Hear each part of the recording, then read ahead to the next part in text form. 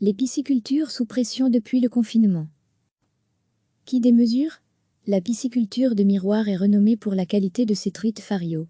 Les truites fario sont destinées aux empoisonnements des rivières et vendues à divers stades de croissance aux fonds piscicoles et aux sociétés de pêche.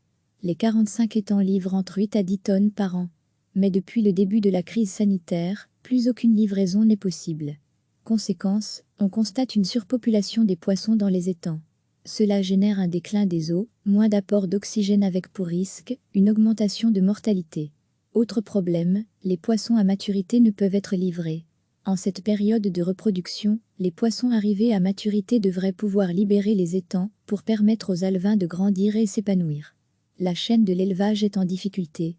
Les pisciculteurs essaient en ce moment de ralentir au maximum la croissance du poisson. La croissance dépend des ressources alimentaires, ils sont donc en ce moment moins nourris pour ralentir leur évolution.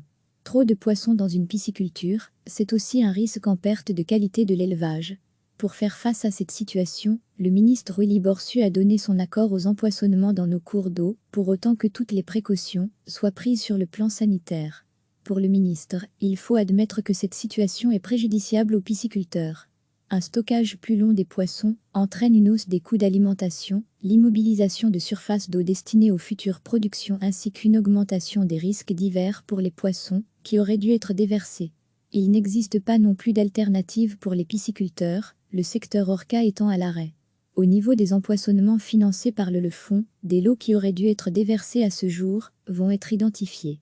Des contacts avec des responsables des empoisonnements vont être aussi pris pour voir comment on peut organiser ces déversements.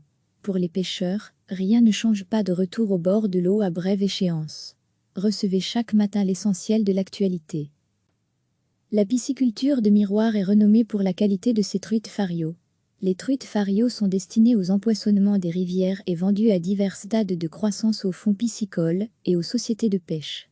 Les 45 étangs livrent en truites à 10 tonnes par an. Mais depuis le début de la crise sanitaire, plus aucune livraison n'est possible. Conséquence, on constate une surpopulation des poissons dans les étangs.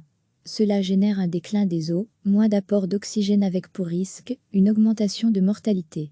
Autre problème, les poissons à maturité ne peuvent être livrés.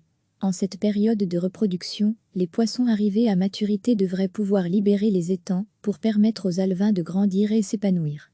La chaîne de l'élevage est en difficulté.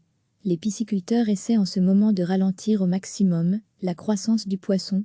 La croissance dépend des ressources alimentaires, ils sont donc en ce moment moins nourris pour ralentir leur évolution. Trop de poissons dans une pisciculture, c'est aussi un risque en perte de qualité de l'élevage. Qui démesure?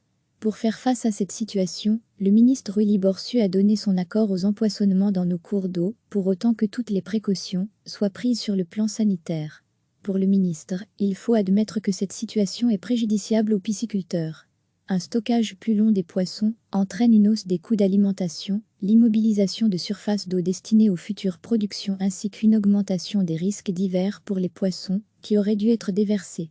Il n'existe pas non plus d'alternative pour les pisciculteurs, le secteur orca étant à l'arrêt.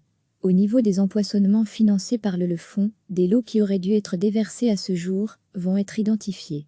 Des contacts avec des responsables des empoisonnements vont être aussi pris pour voir comment on peut organiser ces déversements. Pour les pêcheurs, rien ne change pas de retour au bord de l'eau à brève échéance. Cliquez sur s'abonner pour recevoir les dernières nouvelles.